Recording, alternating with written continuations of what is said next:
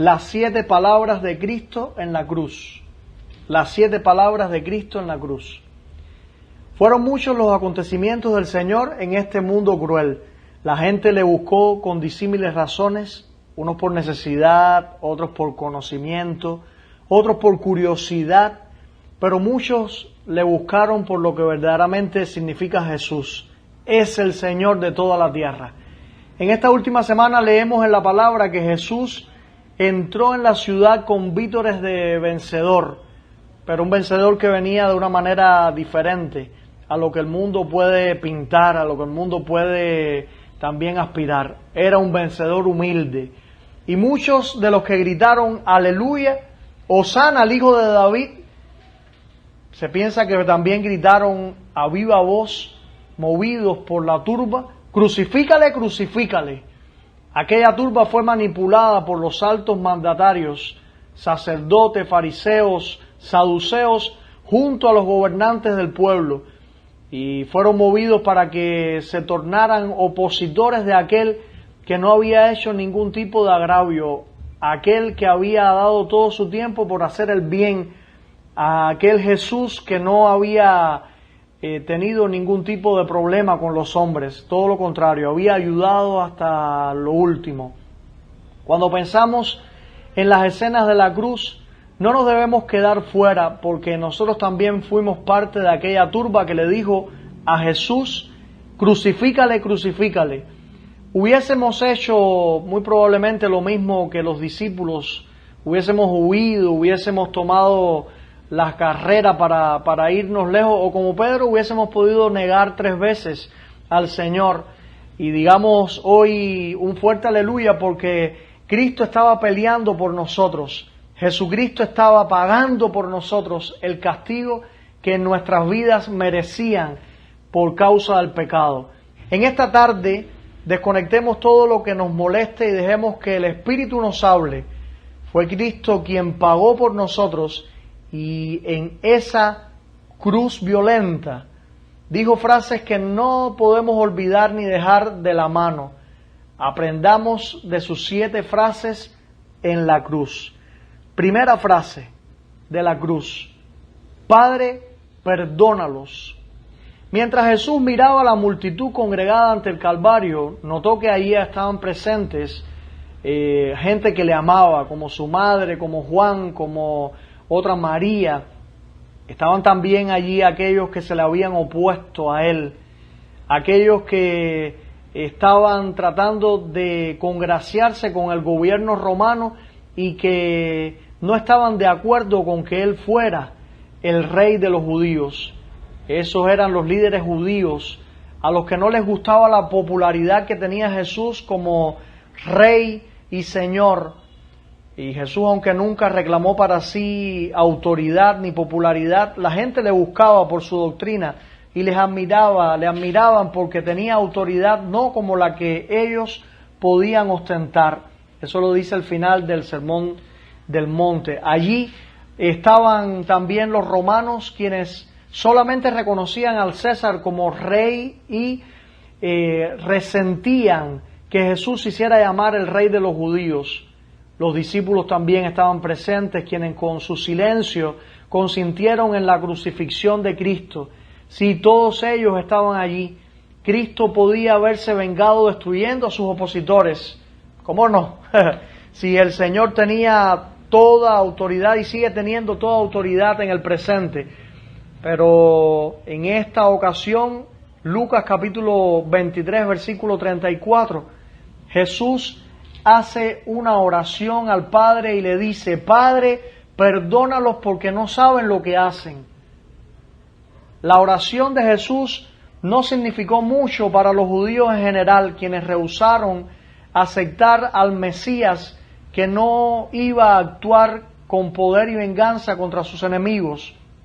En la oración de Jesús se incluyó también a los líderes judíos, a esos fariseos también, a los saduceos, estos 2 grupos de creyentes con sus diferencias doctrinales.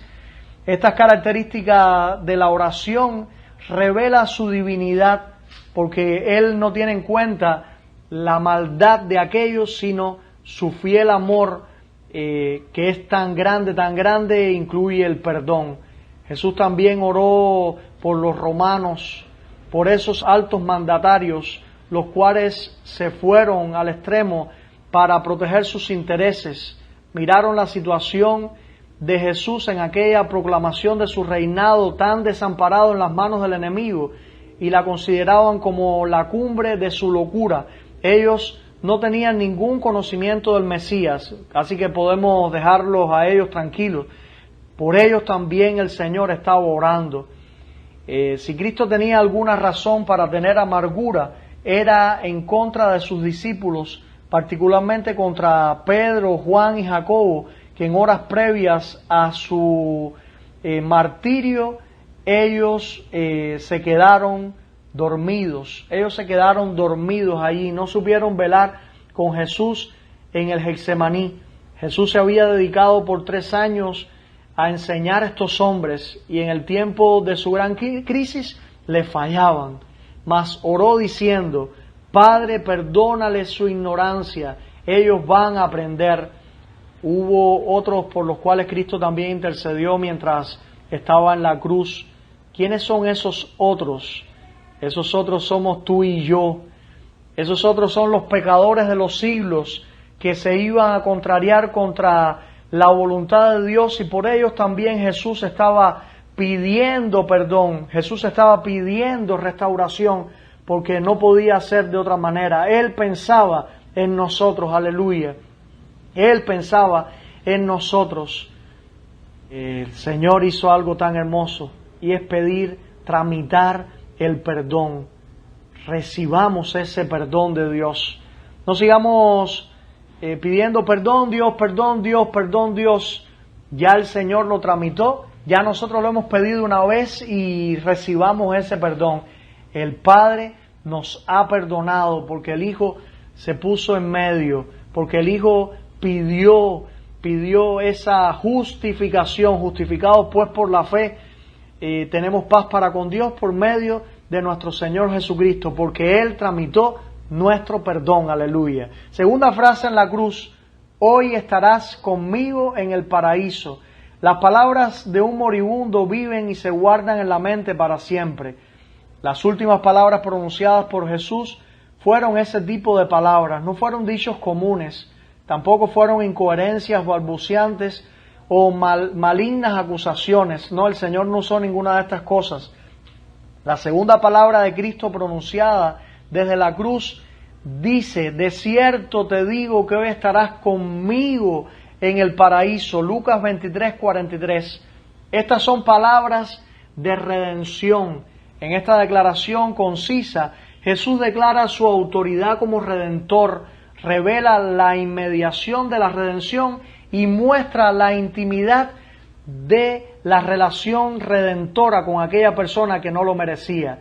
De cierto te digo, es una declaración de Jesús al quejumbroso llamado de aquel ladrón que estaba a su lado, cuando le dice: acuérdate de mí. Ese ladrón moribundo al lado de Jesús clama: acuérdate de mí. Y yo le pido lo mismo: acuérdate de mí. Soy un indigno delante de ti, yo soy indigno delante de ti, pero te pido, Señor, acuérdate de mí. Ay, hermano, te digo, es una declaración poderosa del Calvario. Te digo, hoy estarás conmigo. Te digo, es una declaración muy poderosa del Calvario. Es un clamor divino hecho por alguien que respaldaba las palabras habladas. No es una declaración de permisión.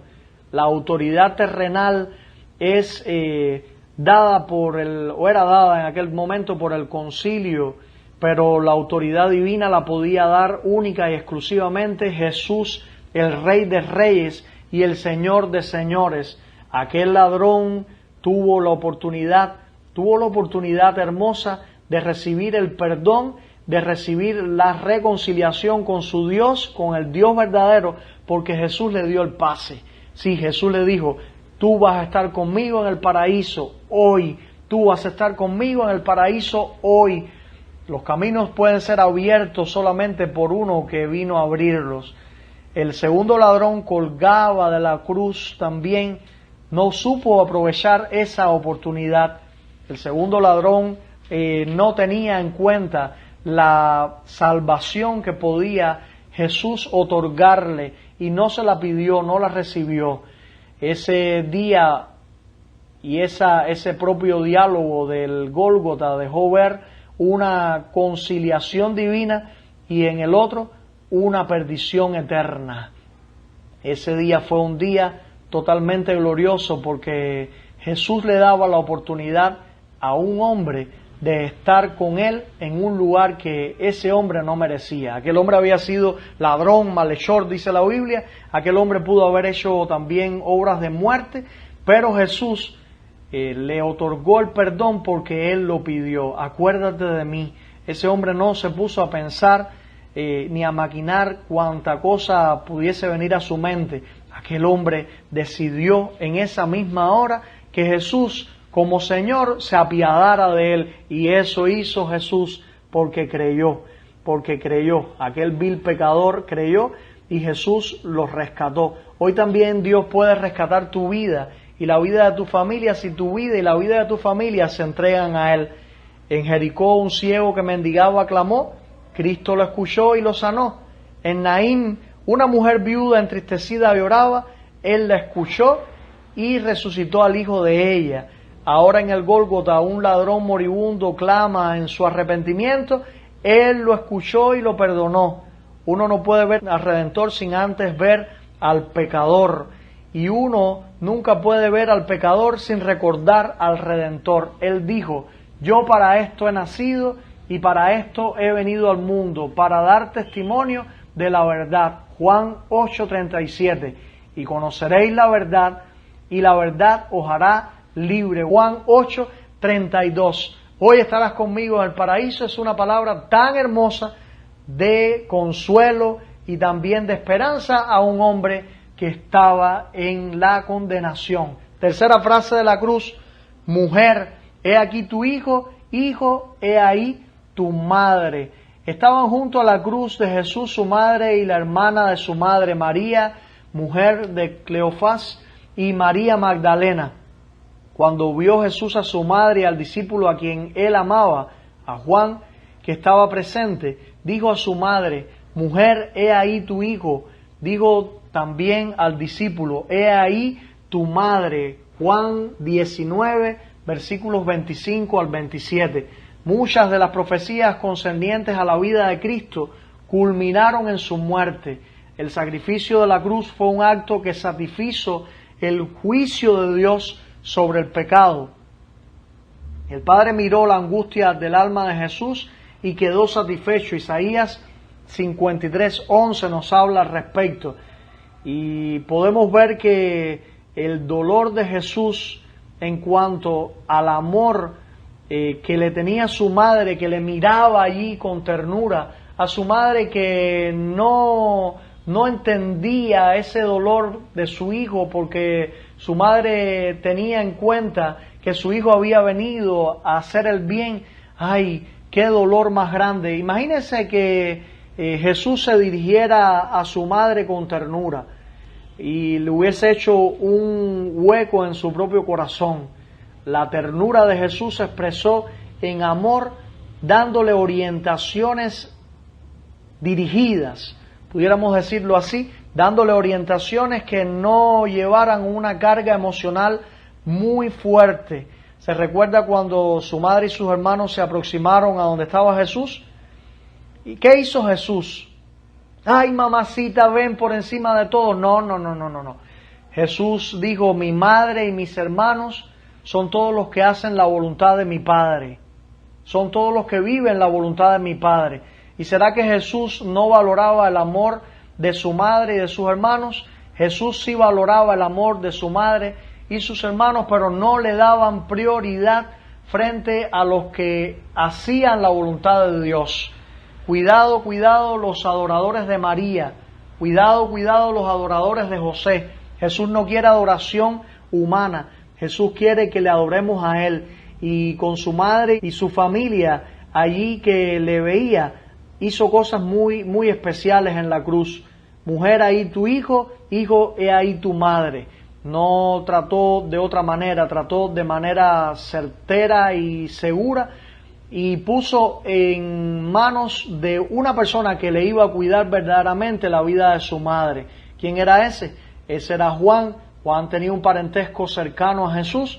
Juan era un pariente, Juan era un joven todavía que iba a durar mucho, tal es el punto que Juan fue el discípulo que más larga vida tuvo en el Evangelio, en el apostolado. Fue el que escribió también el libro tan controversial de Apocalipsis, pero un libro de victoria, porque él sabía que Jesús era quien tramitaría la victoria total. Jesús es el Señor, y esta muestra de amor debemos tenerla nosotros también. Debemos exhibir el amor de Dios. Los cristianos no pueden imponer el amor, pero sí pueden exponer el amor, y eso fue lo que Jesús hizo.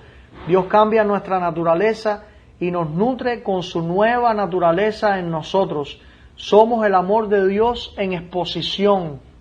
El plan de Dios es que demos evidencia física y visible de nuestro ser invisible, que es Dios por medio de su Espíritu Santo en nosotros. Debemos demostrar que andamos en amor como Jesucristo anduvo en amor en esta tierra.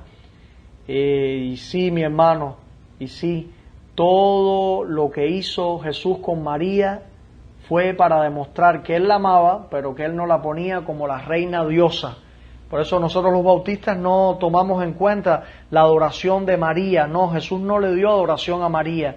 Jesús apoyó a María hasta el final y le dio allí la oportunidad de tener un hijo que le iba a adoptar a ella prácticamente como su madre. Qué bendito amor, prudente y firme. Cuarta frase de la cruz: Dios mío, ¿por qué me has desamparado? Y esas son palabras totalmente cruciales. El evento más significativo de la historia del mundo es la crucifixión de Jesucristo. El Dios de toda vida entregó a su Hijo amado a la muerte, probando así su amor divino para con nosotros. Cristo murió por nosotros siendo aún pecadores, dice Romanos capítulo 5, versículo 8. La cruz es la cúspide de toda la historia. Los profetas del Antiguo Testamento señalaron hacia el Calvario, en donde hay reconciliación y paz. Eric Schwartz dijo: la cruz es la expresión más maravillosa del amor de Dios. Él hizo que su muerte en la cruz fuera la fuente de vida. Luego contestó nuestra contradicción y odio con amor y redención. Y aquella aparente victoria de Satanás fue su más poderosa y decisiva derrota. Y la aparente derrota de Jesús fue su más poderosa y triunfante victoria. ¡Aleluya! ¡Aleluya! Dios estaba en ese momento, y es lo que entendemos, Dios estaba dándole un tanto la espalda a Jesús, porque encima de Jesús estaban cayendo todos los pecados de los hombres de ese momento, del presente de Jesús y del futuro.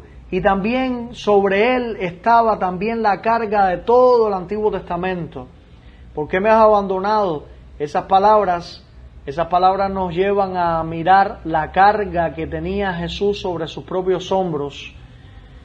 Cuando lo hubieron crucificado, Mateo 27:35, nos muestra que Él era el Hijo de Dios, la palabra de Dios, del Dios viviente, que fueron por medio de Él creadas todas las cosas, y le crucificaron. Qué triste historia. Le crucificaron. La culpabilidad acumulada de todos los pecados de todo el mundo, de todas las edades, fue depositada sobre Él, quien no conoció pecado.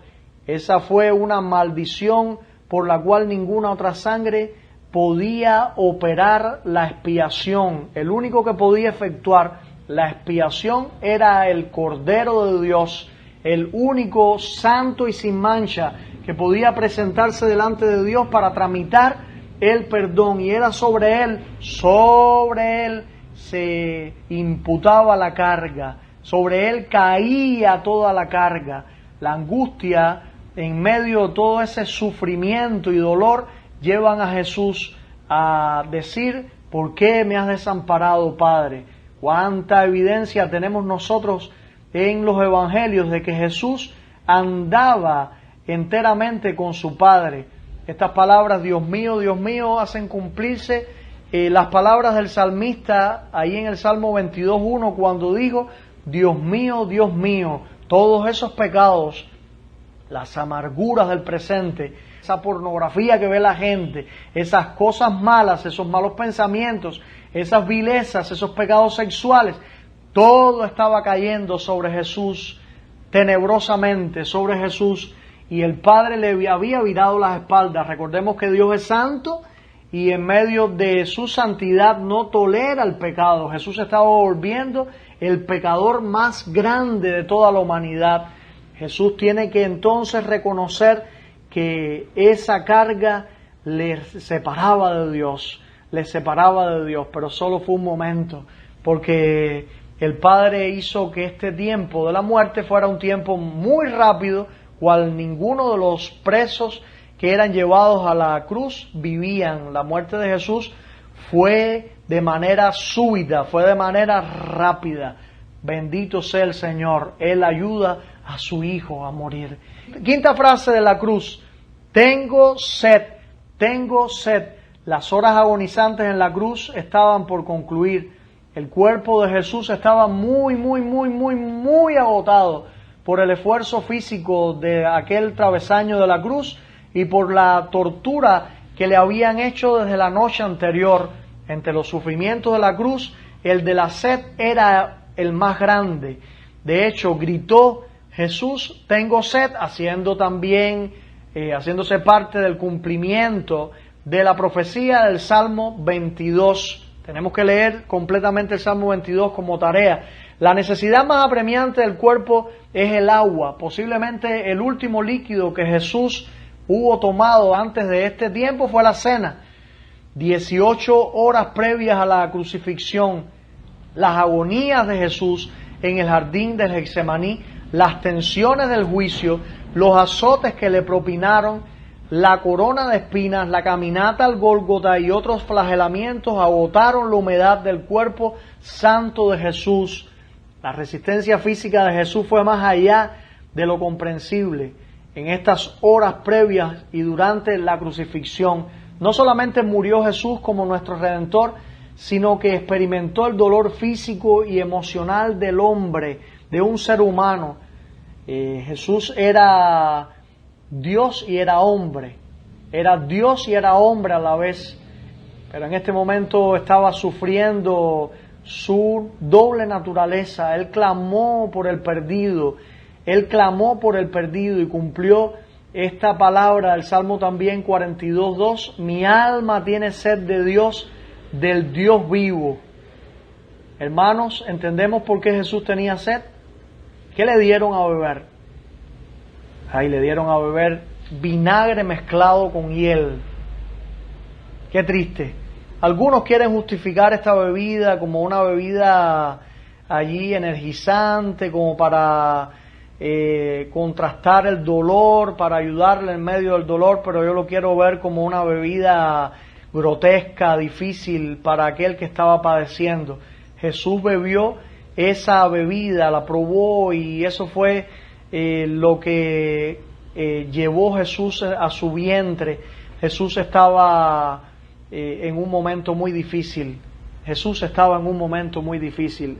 Entendamos que la sed del Señor es bien poderosa. Y Jesús también le dijo a la mujer samaritana, ahí en Juan 4:14, mas el que bebiere el agua que yo le daré, no tendrá sed jamás, sino que el agua que yo le daré será en él una fuente de agua que salte para vida eterna. Ay, mi hermanito, mi hermanita, Jesús tenía agua propia, pero en este momento está reclamando la profecía, está cumpliendo la profecía en su vida. Tengo sed, y hasta el final cumplió con lo que estaba dicho en el Antiguo Testamento. Vemos la sexta de las frases de la cruz: consumado es.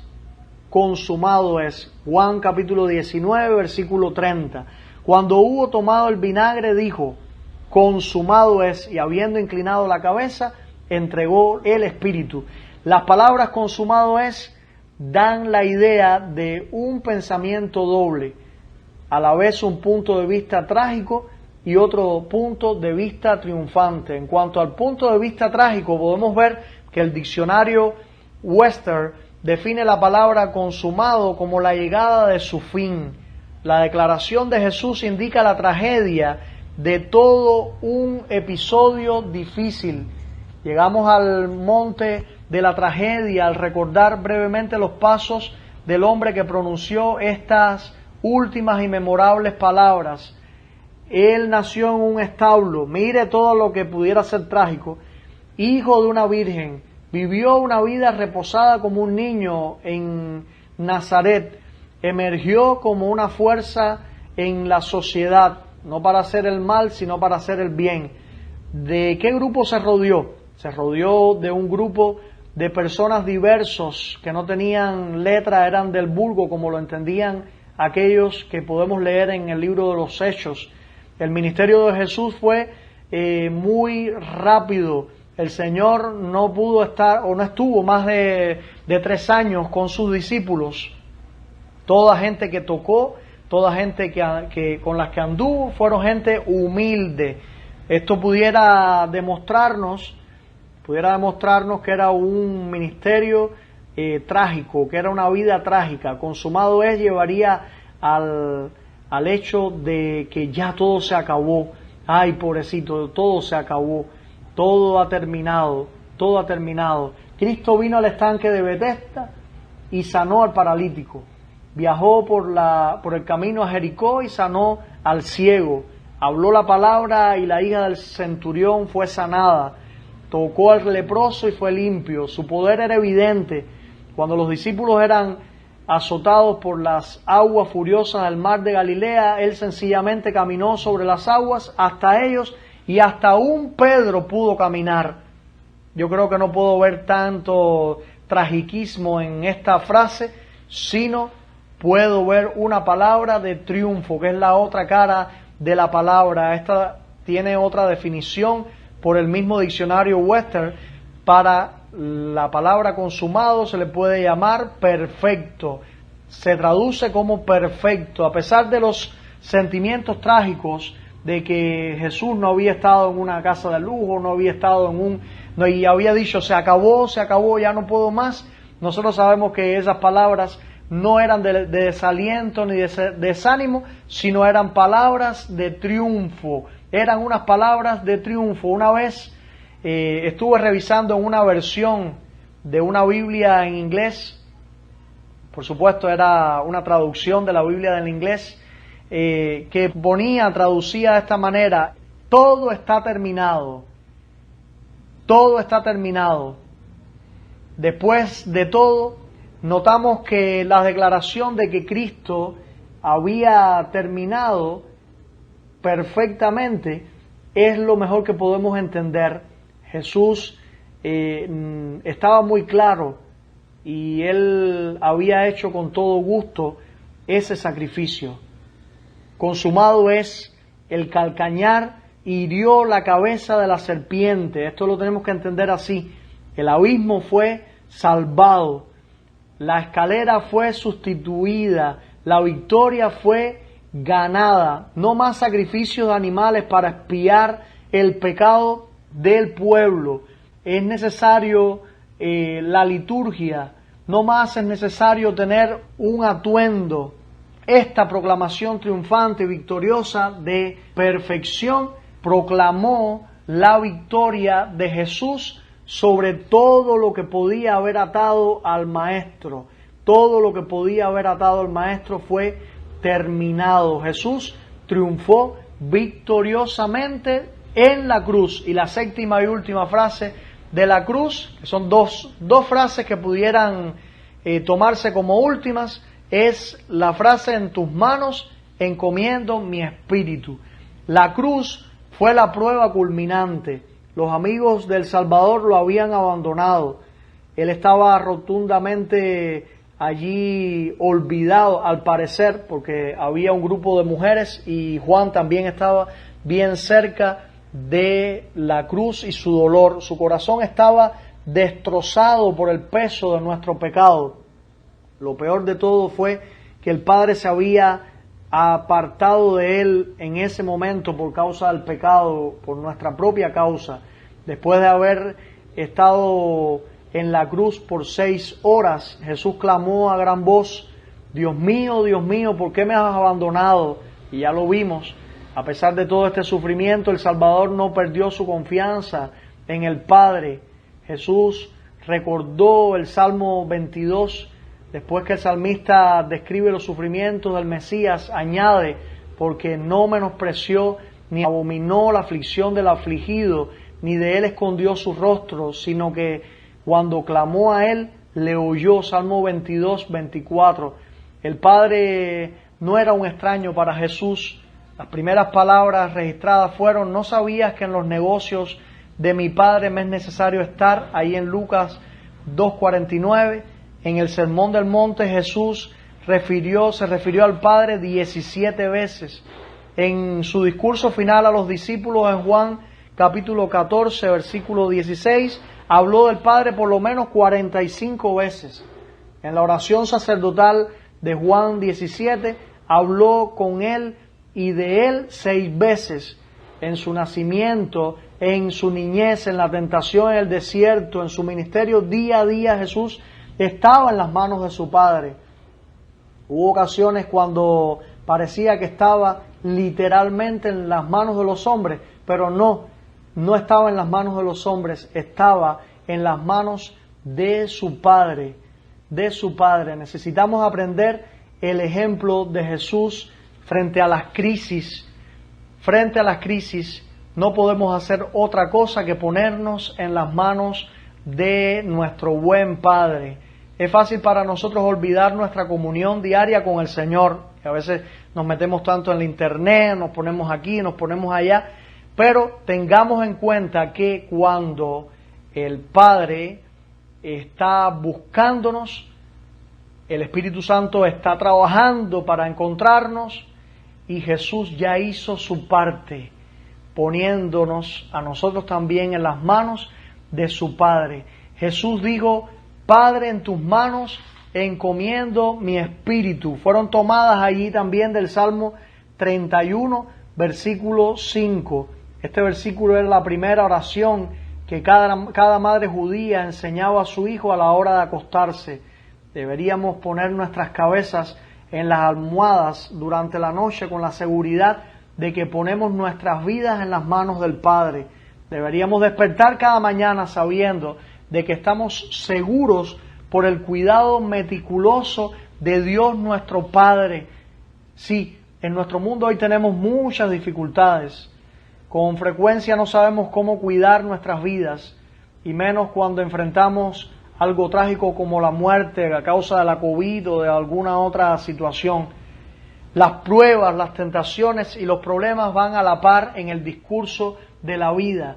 Las actitudes del mundo, los deseos de la carne y las trampas del diablo están combinadas contra nosotros. Son demasiadas pesadas para poder vencerlas con nuestra propia fuerza. Pero hay un refugio aún en medio de la tormenta en donde se puede encontrar paz, y es solamente en las manos del Padre. Esté seguro que si usted vive su vida en las manos del Padre, ninguna cosa tocará su vida que no toque primero el corazón del Dios Padre. Solamente cuando usted esté en sus manos, como estaba Jesús en sus manos y como terminó en sus manos en este tiempo antes de resucitar, Dios puede darle una experiencia especial de resurrección y de victoria. Ay, mi querido hermano, hermana, les amo en el amor entrañable de Jesucristo. Estas 7 palabras, y ya de esta manera estoy concluyendo, son un tanto largas para los mensajes que podemos transmitir por aquí, por el grupo de WhatsApp, pero muy necesarias las palabras. Una vez tenga usted oportunidad, vaya a cada uno de los textos citados, escríbalos, vaya escuchándolos con calma, escriba el texto y vaya repasando cada una de las frases. Todas estas frases fueron parte de su vivencia y parte también de la profecía. Esperemos en el Señor y confiemos en Él. Él cumplió por nosotros lo que había decidido hacer en nosotros. Su sangre nos salvó. Su victoria no se queda aquí en la cruz cuando todo queda en tenue condenación. Al parecer, la victoria del Señor es la mejor, que dentro de un tiempecito, el domingo en la mañana, a las 7 de la mañana, esperaremos también cantos de victoria y cantos de confianza en el Señor. Les invito entonces a poder estar también conectados el domingo a las 7 de la mañana. ¿Y qué va a pasar? ¿Qué va a pasar? El grupo se va a cerrar para que no haya ningún tipo de amén o de sticker que manden los hermanos. El grupo va a estar escuchando alabanzas, el grupo va a estar escuchando un mensaje certero de victoria. El grupo va después a ser abierto para que podamos tener grandes acciones de gracia por la resurrección de Jesucristo, de la muerte y de la condenación. Jesucristo resucitó y desde hoy yo lo puedo decir porque nosotros no somos como los católicos que tenemos que esperar al domingo para hablar de la resurrección. Jesucristo resucitó. Aleluya. Hoy pudimos ver las 7 frases de Cristo en la cruz. El domingo podemos también proclamar su victoria. Bendiga a Dios tu vida, tu familia, tu ministerio y la iglesia en general. Dios nos bendiga. Amén.